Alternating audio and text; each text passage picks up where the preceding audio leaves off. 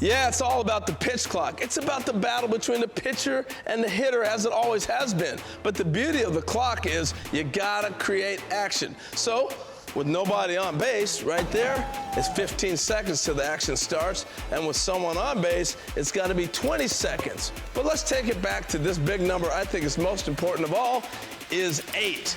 Boom, by the time it gets to 8 seconds, talking from a hitter's perspective today, I have to be ready. What does that mean? I gotta be engaged with the pitcher.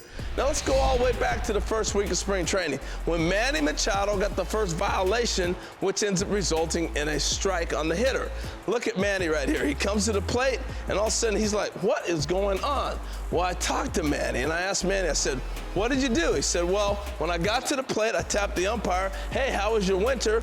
He says, Manny, I'm doing good. 4 seconds. I tapped the catcher and just registered. 4 seconds, what do you mean? And he goes, 2, and he gets in the box. He goes, strike 1. So what did Manny say he had to do? I got to start my routine sooner. Well, that's clearly caught on. Let's look at Francisco Lindor. Man, he runs to the plate. How about Carlos Correa? Same thing. Now, you don't have to be that dramatic, but you do have to get yourself in the box, ready to go. So like I said, Manny made an adjustment. He's getting in the box, he's getting ready, and he's looking at the pitcher. Now, engage with the pitcher. That's what you have to be. Now, that does not mean I got to be in my stance ready to hit. I just have to be engaged. So what hitters are starting to do now, it's almost like Jose Altuve. I get in the box, I'm ready to go, and I wait for the pitcher to go ahead and get himself ready, the pitch that he selected, and get ready to deliver. Now I get myself ready to hit, and we got action. I love the pitch clock. 20 seconds with the runners on base, 15 with it bases empty.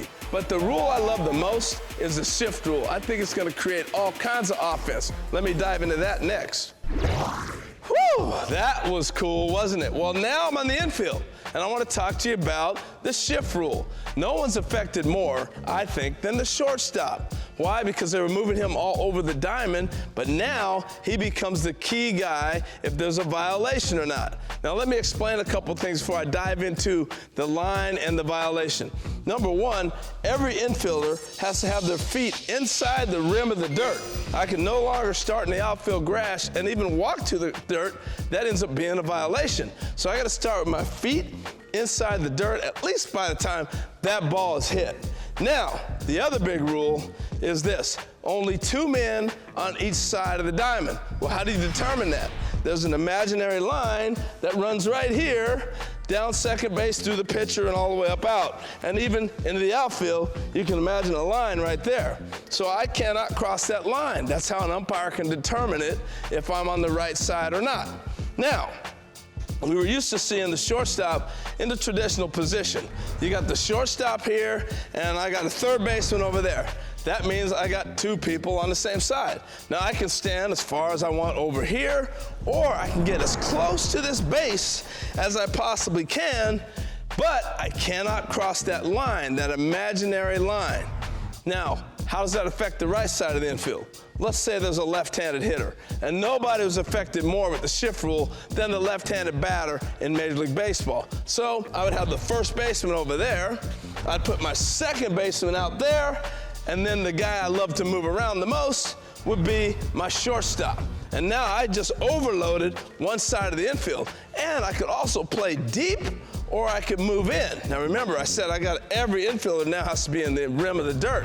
So imagine this. Juan Soto found it firsthand. He got to the plate in spring training, and look at this base hit right here. He had to be shocked or elated. That ball's right at the middle for a hit.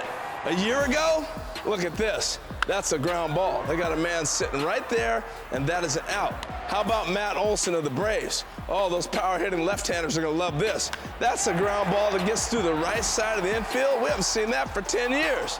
Let's go back and look at 2022. Oh, yeah, it was an out.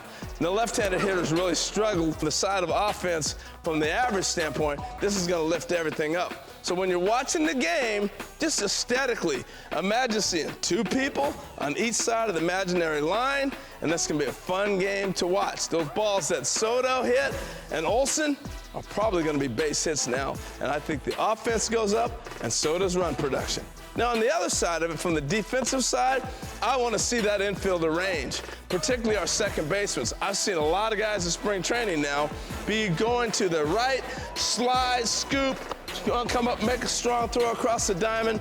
All these athletic moves are now something that we haven't seen for years. It's now back in play. That's why I love the shift rule. Hey, see why? I didn't talk about the throwovers, the pickoffs, how it's going to affect the running game. I want to get your take on the new rule with base running.